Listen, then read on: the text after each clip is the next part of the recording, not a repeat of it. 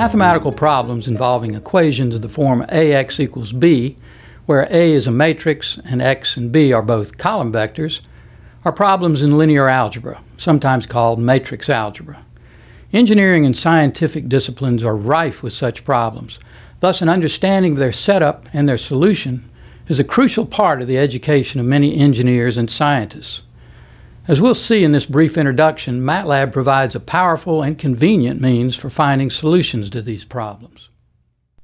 So in this lecture, we're going to be dealing with equations like this one. Well, if a, x, and b were all scalars, like 5 times 2 equals 10, this would be as easy as ABC. Well, as AXB. But we're going to be doing something more interesting than that. We're going to be focusing on cases in which A is a matrix and x and b are both vectors. In that case, there's a lot going on behind the simple facade of A times x equals b. First of all, as you know from the rules of matrix multiplication, if we show the elements of A and x and b, it's going to look something like this. If you recognize this particular layout, then you might have read our book, Computer Programming with MATLAB, because I copied it straight out of the Advanced Concepts chapter. Wait, you know what? Maybe I'm being a little lazy here. If you're going to do something, you do the very best you can, right? Shouldn't I show you something a little better than this tired, old, used rendition of a matrix multiplication? Maybe a new version with some color, maybe even some animation. Nah, too much trouble.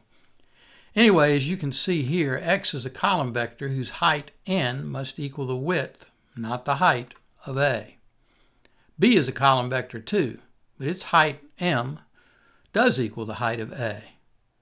So now, instead of 3 quantities, we see that there are actually m times n quantities in A, n quantities in x, and another m in B. And it's more complicated even than that, because if you write out all the operations, you get this. Now we have not one, but m equations. And each one of these equations involves n elements of A, n elements of x, and 1 element of b. And there's something special about these equations. Those n elements of x are the same in each of the m equations. In other words, those n elements have to satisfy all m equations simultaneously. The standard way to say that is that these are simultaneous equations. And there's something else special about them. They're linear. Linear means that there are no unknowns multiplied times each other or times themselves. So, for example, you won't find x1 multiplied times x2 or x1 multiplied times itself. When equations have both these special qualities, they're called simultaneous linear equations. And since we're using algebraic expressions, you can also call them simultaneous linear algebraic equations. You could just as well say that they are linear algebraic simultaneous equations or some other permutation of these 3 adjectives. But don't do that. People will laugh at you. So the subject of this lecture involves simultaneous linear equations.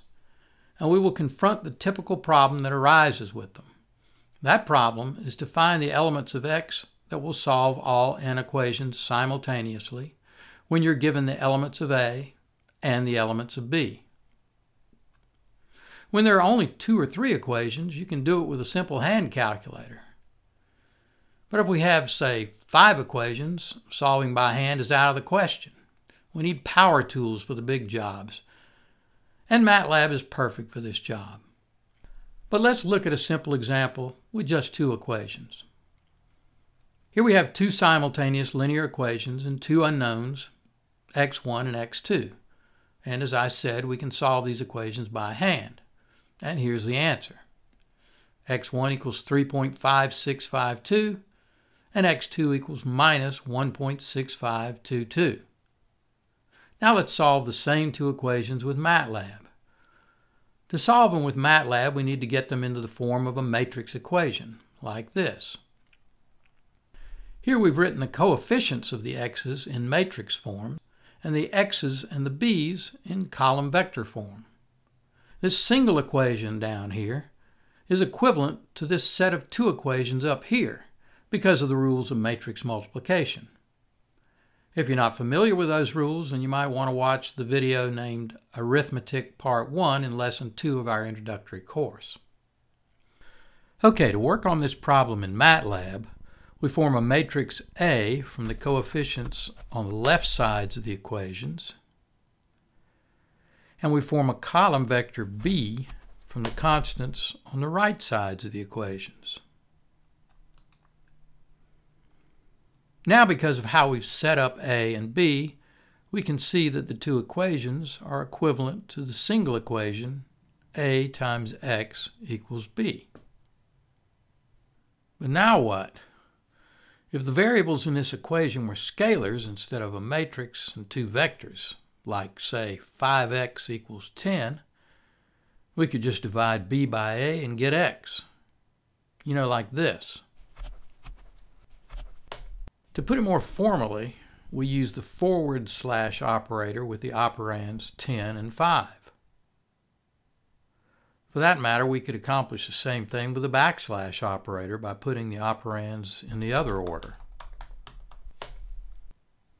which I actually like better because the A and the B are in the same order as they are in the equations A times X equals B. In either case, A is in the denominator, which is suggested by the way A is tucked under the operator in each case. And each case works fine with scalars. We don't have scalars. We got a matrix and a vector. Let's see what sort of snarky red error message MATLAB gives us when we put a matrix in the denominator.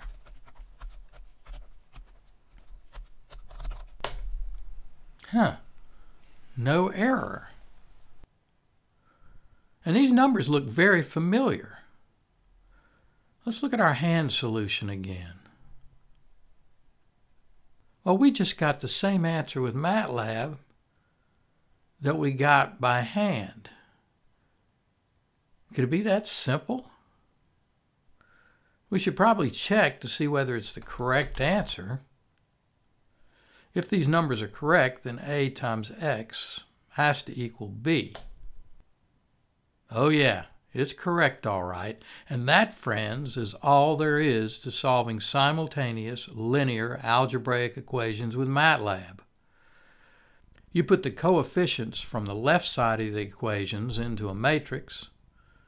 You put the constants from the right sides of the equations into a column vector. And you divide the matrix into the vector with the backslash operator. Well, that's all there is to it for you, but that's not all there is to it for MATLAB. It has to do a whole lot of stuff in the background to get the answer. But you have to do nothing but divide a matrix into a vector by putting the matrix first, then the backslash operator next, and then the vector. By the way, the forward slash doesn't work with A and B, no matter which one comes first.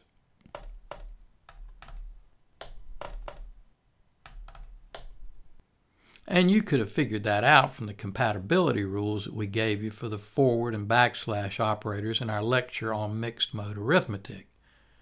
But if you've forgotten them, please don't go back and run me again on them right now. I'm just not in the mood to go over all that again. The appropriate rules are that the operands must have the same number of columns for the forward slash and the same number of rows for the backward slash. In our case, A has multiple columns and B has only one, so the forward slash just won't work. But because there's one row of A and one row of B for each equation, A and B have the same number of rows, so the backslash does work.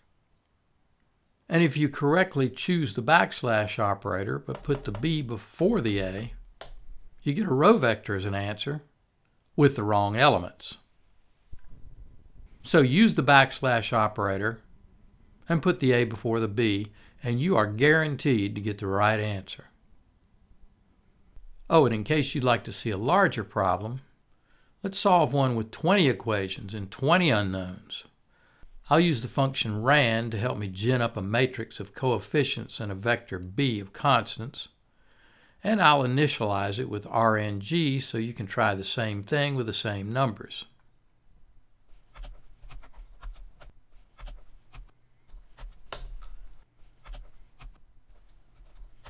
Here we set up a 400-element array A and a 20-element column vector B and solve for x. Then, to see whether x is a good solution, we calculated the difference between A times x and B, which is a 20-element error vector, and we assigned it to the variable e. Finally, we looked at the maximum absolute value in e, and I think you'll agree that 8.8818 times 10 to the minus 16 power is a very small error, so x is a very good solution. The backslash operation is a point of pride with MATLAB. It gives a first-class, world-class solution to any set of simultaneous linear algebraic equations. As we said in our introduction to this lecture, the solution of such equations is part of a branch of mathematics called linear algebra.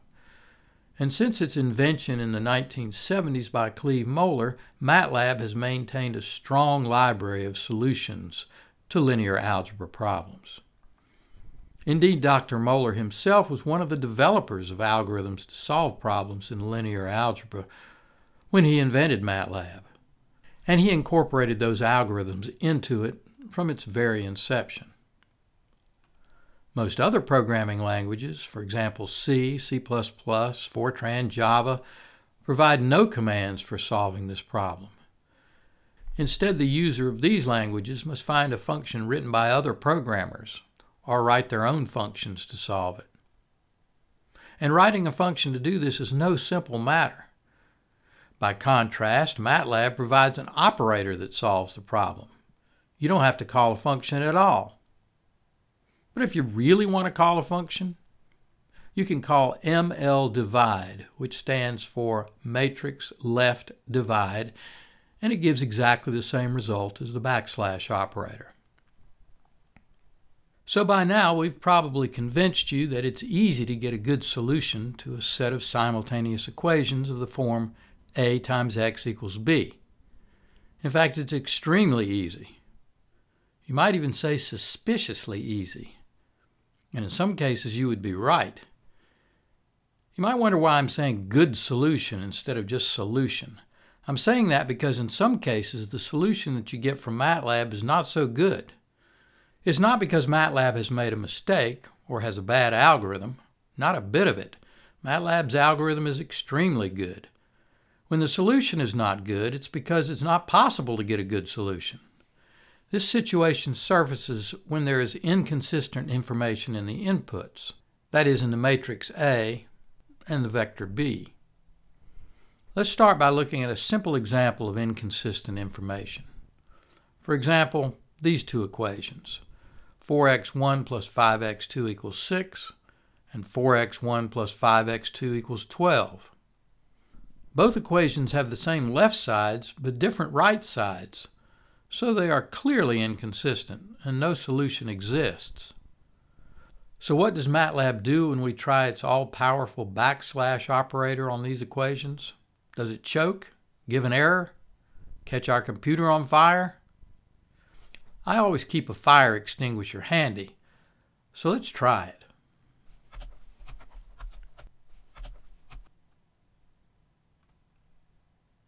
Well, I don't smell any smoke, and we got only a warning instead of an error. Warnings are less serious than errors because they don't stop a function from executing. A message shows up, but the rest of the calculation keeps going. This warning says that the matrix is singular to working precision. When the matrix is singular, it means that the set of equations that it represents cannot be solved, no matter what's on the right sides of the equations. It warned us about the problem with A, but the calculation continued, and the answer it gives for the B vector that we gave it is minus infinity and infinity. So what the heck does that mean? Well, to understand it, it helps to visualize the equations on a two-dimensional plot. We can visualize any equation that has only two unknowns. We just plot pairs of values for x1 and x2 that satisfy the equation, with x1 on the horizontal axis and x2 on the vertical axis. To do that, we solve the equation for x2 in terms of x1. We give x1 a range of values, calculate x2 for each of those values, and then plot the results, like this.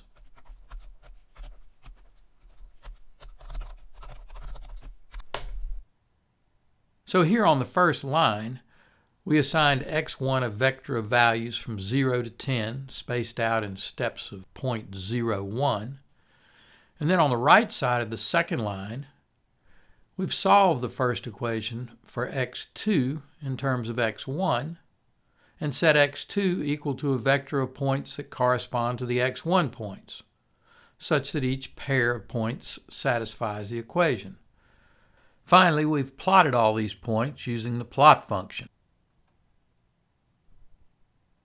As you can see, the points form a straight line, which is a consequence of the fact that we're plotting a linear equation. And for this plot, as x1 goes toward plus infinity, x2 goes toward minus infinity. And as x1 goes toward minus infinity, x2 goes toward plus infinity. Now let's look at the other equation. We'll use the same x1 values, but solve the second equation for x2 instead of the first one. And now let's plot x1 versus the new x2. The new line is the orange one, which is parallel to the blue one, but displaced upward by 6/5. So, we visualized two simultaneous equations. But how does seeing them plotted help us understand the solution that MATLAB gave us of minus infinity for x1 and plus infinity for x2? Well, ordinarily when we look for a solution to simultaneous equations by plotting them, we're looking for the point at which their lines intersect. When we find that point, its x1 and x2 values are the solution we're looking for. But here's the thing. These are parallel lines, and the point at which the parallel lines intersect is, well, nowhere. They don't intersect. But if they were just the tiniest bit slanted relative to each other, we would know that they would intersect somewhere, either way off to the right or way off to the left, and the less slanted they were, the farther the intersection point would be from the origin. Well, now let's remember exactly what the whole warning said. Matrix is singular to working precision. The working precision it's talking about is double precision because that's the type of our matrix. And MATLAB is telling you that there may be some round-off error causing the matrix to appear to be singular. But if it's not singular, then it means that instead of being parallel, these lines are tilted just the tiniest bit. And it's such a tiny bit that the solution is so far away from the origin that the magnitudes of x1 and x2 are greater than the largest number a double precision variable can hold. And in MATLAB, any number greater than the largest number a double precision variable can hold is INF, which, as you know, is its representation for infinity. The same holds for single precision, too. And what does singular mean? Well, in general, it means special, and that's true here, too. But for a matrix, the special thing is that its determinant is equal to 0. The determinant of a matrix is a single number calculated from all the elements of the matrix. And some algorithms for solving simultaneous equations involve dividing things by the determinant. When you divide a non-zero number by 0, the result is infinity with the sign of the non-zero number.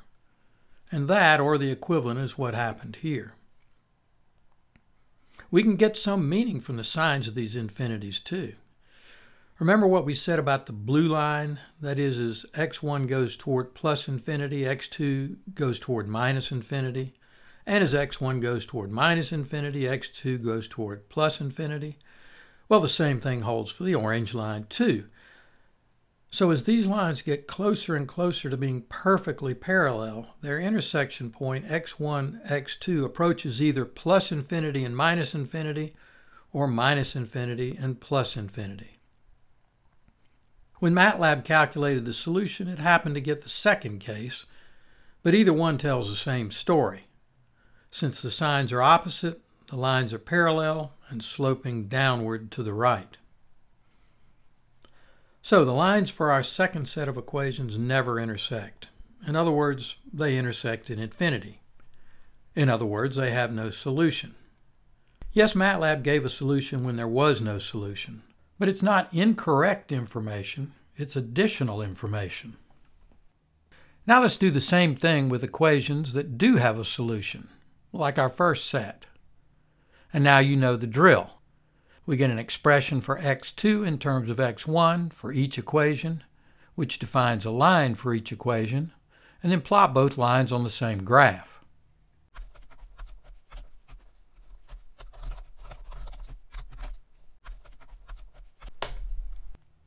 It's easy to see that these two lines do intersect.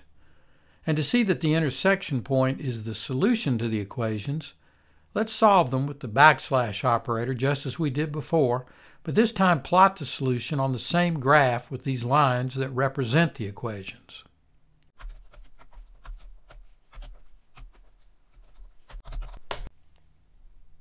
The solution to the consistent set is a normal pair of numbers, and the solution to the inconsistent set is a pair of infinities.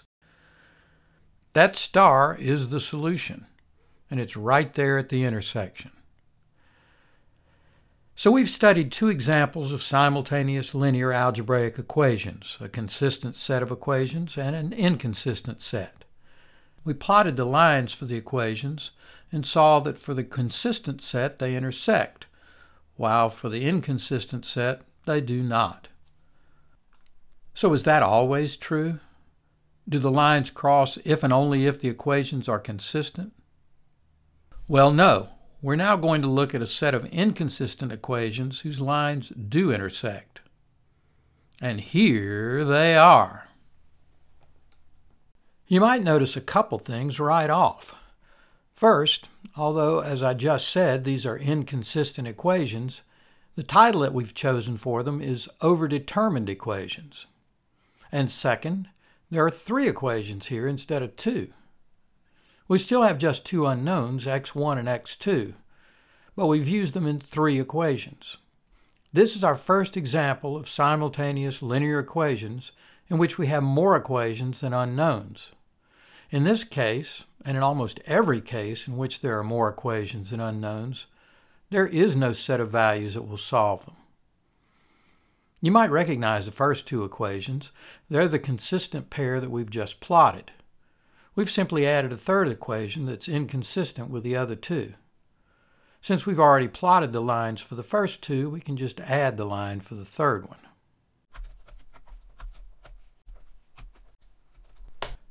To see the reason for calling them overdetermined, note that each pair of lines intersects, the intersection points are all different, and each intersection determines a solution to one pair of equations. In fact, one of those 3 intersections is still marked by the asterisk that we plotted at the intersection of the first pair of lines. We don't need that now, so let's get rid of it. Alakazam, alakazam, useless asterisk, be gone. There. I've noticed that for some reason incantations don't seem to work unless they rhyme. And they can have side effects, like that purple line just changed to yellow for some reason. But the fact remains that instead of having just one intersection, we have 3 different intersections, each of which determines a different solution to a different pair of equations. So, these 3 equations determine 3 different solutions when we're looking for just one. And that's why we say the equations are overdetermined. If all 3 lines intersected at the same point, the equations would not be overdetermined. And that intersection would be the solution. But they don't. So no solution to these 3 equations exists. and that is almost always the case when you have more equations than unknowns. So what would happen if we were to ask the backslash operator to find that non-existent solution? Well, I've still got my fire extinguisher right here, so let's find out.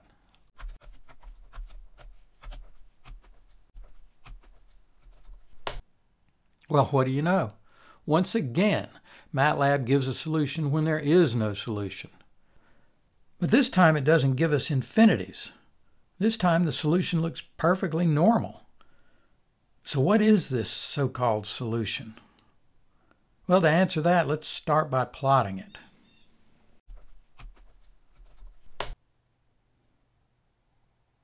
As you can see, the solution that Mr. Backslash found is not at any of the intersections. It's not even on any of the lines, so it doesn't solve even one of the equations. But you have to admit it's pretty close to all of them. And that closeness is no accident. MATLAB's solution to a set of overdetermined equations is the one that comes the closest to solving all three equations simultaneously, where closest is defined in a special way. To see what that special way is, let's look at the error in its solution. You remember how we calculated the error for that set of 20 simultaneous equations and 20 unknowns?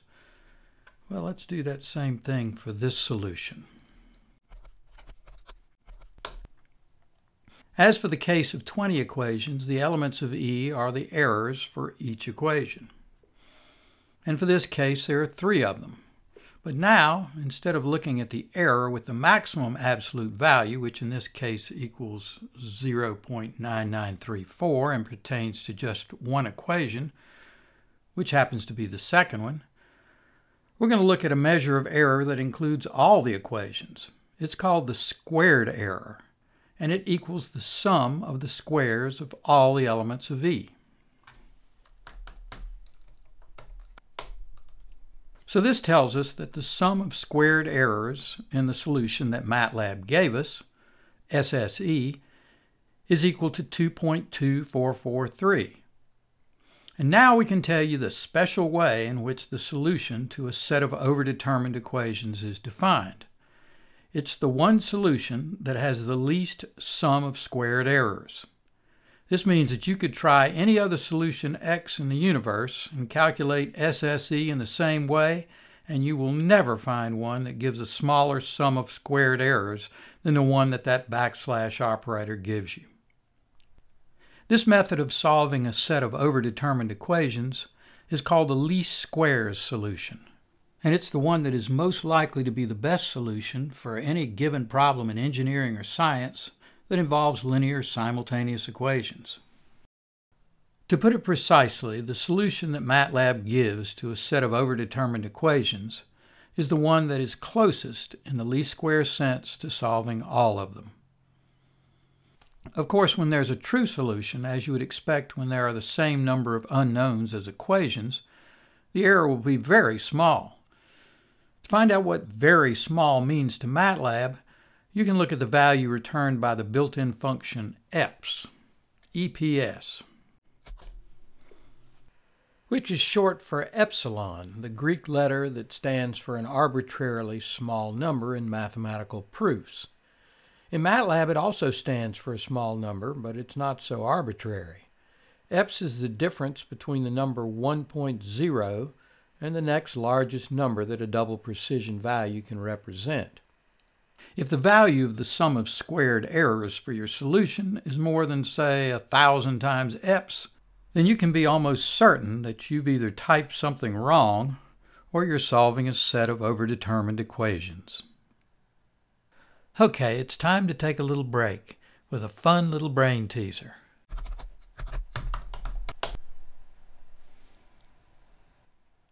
If a system with more equations than unknowns is overdetermined, what do you call a system with fewer equations than unknowns? Okay, time's up. It's underdetermined. And we're going to see what the backslash operator does with underdetermined equations right now. We'll do a couple examples. Our first example has one equation and two unknowns, and our second one has two equations with four unknowns. Before we look at the backslash solution to each one of these, let's think a minute about what to expect. To solve the first equation, it'll need to find two numbers such that twice the first one plus 10 times the second one equals 4. Well, if you ask me to do that, I'd be lazy and pick 0 for one of them and set the other one to make the left side equal to 4. Like say x1 equals 2 and x2 equals 0. Because 2 times 2 is 4 and 10 times 0 is 0. So 4 plus 0 is 4. Or maybe let the first one be 0 and the second one would need to be, let's see, okay, it'd be 4/10. Of course, I could pick any number for x1 and find the perfect x2 to make the left side equal to 4. I mean, you can see that there are infinitely many solutions. And as a matter of fact, with underdetermined equations, if there's any solution at all, there will always be an infinite number of solutions. But like I said, I'm lazy, so I'd go with a 0 for one of the unknowns because it's just the easy way. But now let's see what that hard-working backslash comes up with.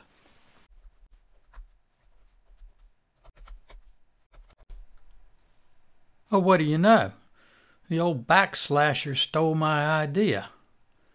Let's try the second example.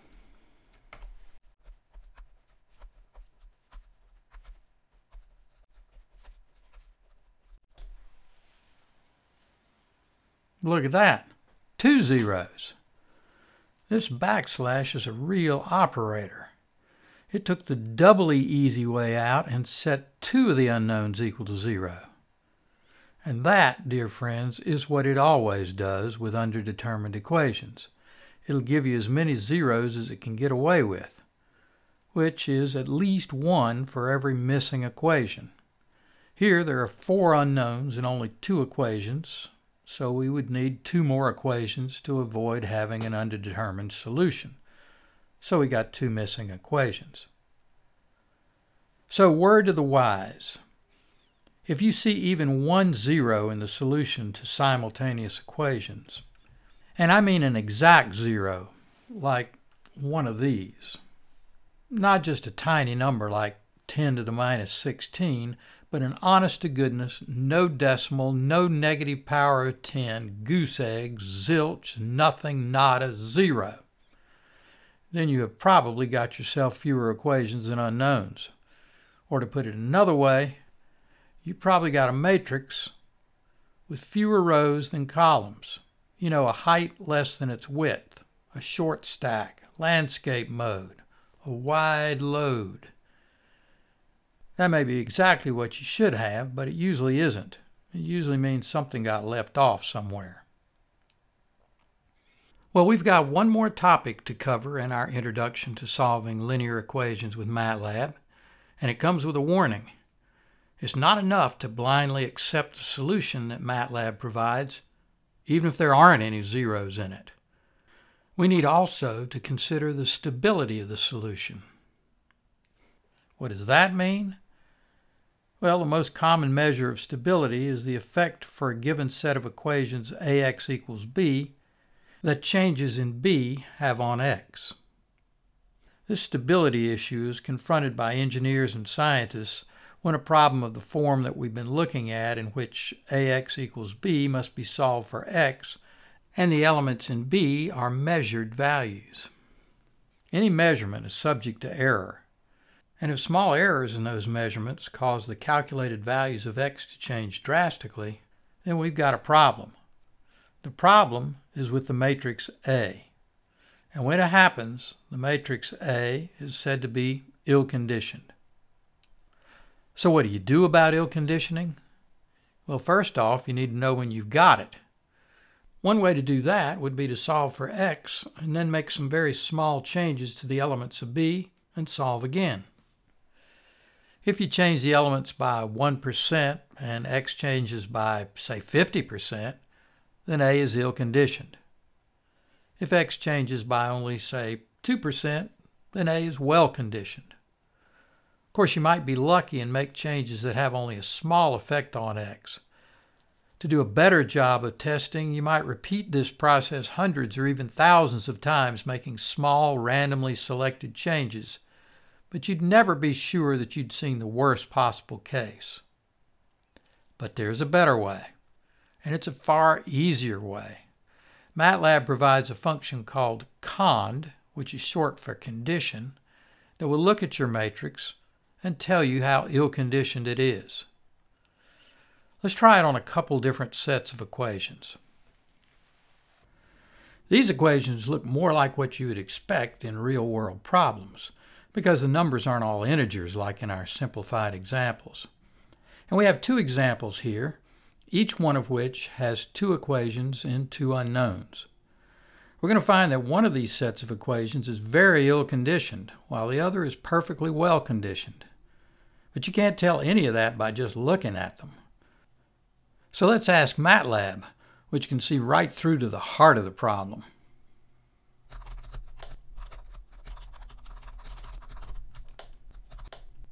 Okay, so the condition number of the matrix for the first set of equations, which I've called A1, is 2.9640. Now let's do the second set.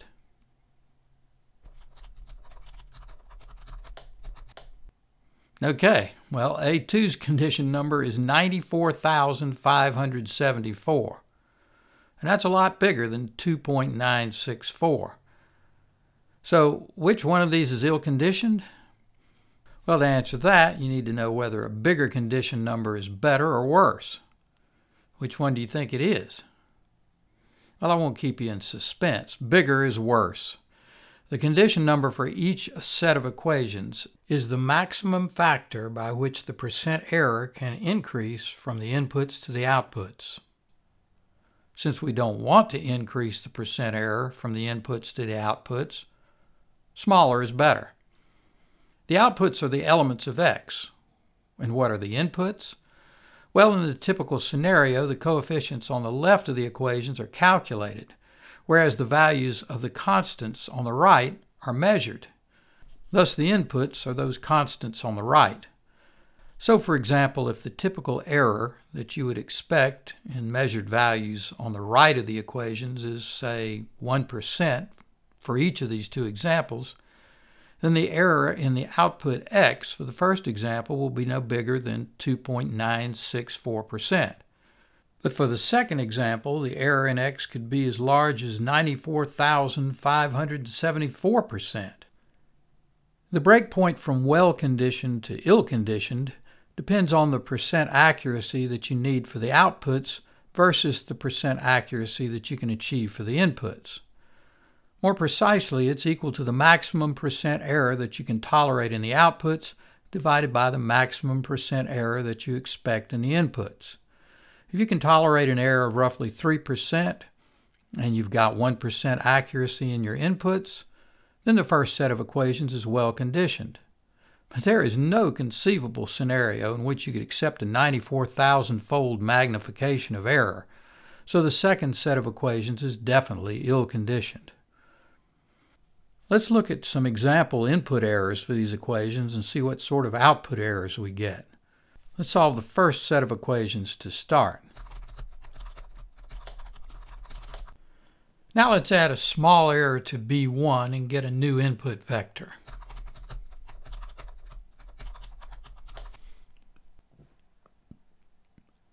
Let's calculate the percent error in the input. The percent error is equal to 100 times the magnitude of the error vector divided by the magnitude of the original vector. So we have about 1% error in our input. We use the norm function here and here because we want to get a number for each of these vectors that represents its magnitude. The standard magnitude is the Euclidean length, which is the square root of the sum of the squares of the elements of the vector. And when we give norm a vector with no additional arguments, as we have here, it returns exactly that. So thanks, norm, and get ready because we're going to use you a lot. Now let's solve our equations with this new input vector. You can see that the output changed a little bit. Let's use norm again to calculate the percent change. Well, our output changed by just under 1.2%. According to our theory, this percent change in the output can't be bigger than the condition number for A1 multiplied times the percent change that we made to the input. Let's see that condition number again. And the percent change we made in the inputs was 1.0318. So let's check. Yep, 1.1930 is definitely smaller than 3.0583. So let's hear it for mathematics. And what about the second set of equations? The ones that are so badly ill-conditioned. Let's do the same thing for them. Start by solving the original equations.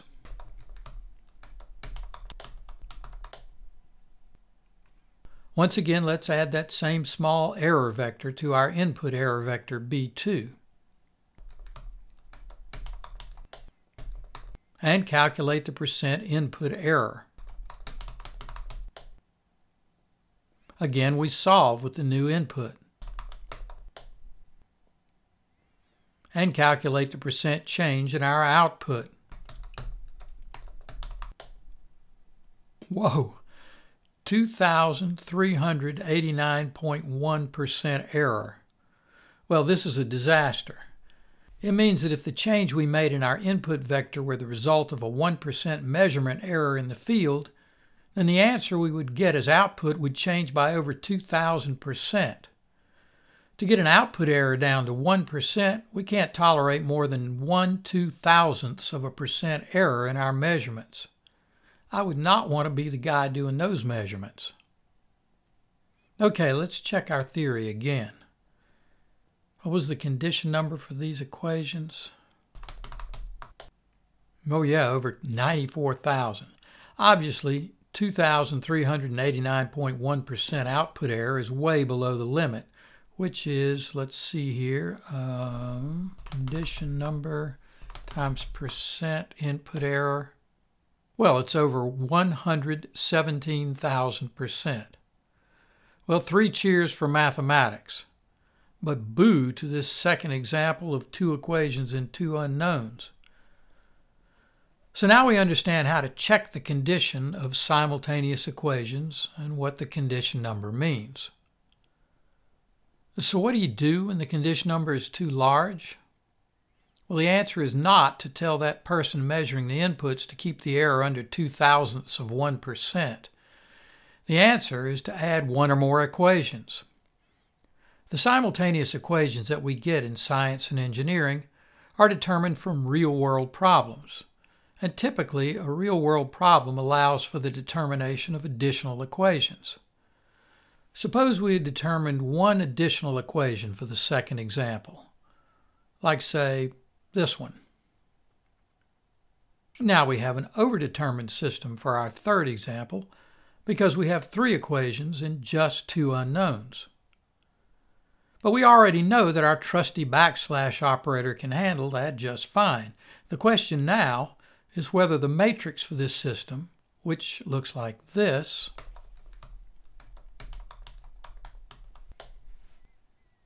is well conditioned. And an equally important question is this one. Can the condition function handle a matrix with more rows than columns? Well, let's answer both questions at once. Well, it obviously can handle it, and this condition number is more like it. We can live with that. And if we can't live with an upper limit of 4.1781 as a magnification of percent error from input to output, we might be able to look at the problem again and figure out a 4th equation. I'm pretty sure that at this point you are exhausted and falling asleep.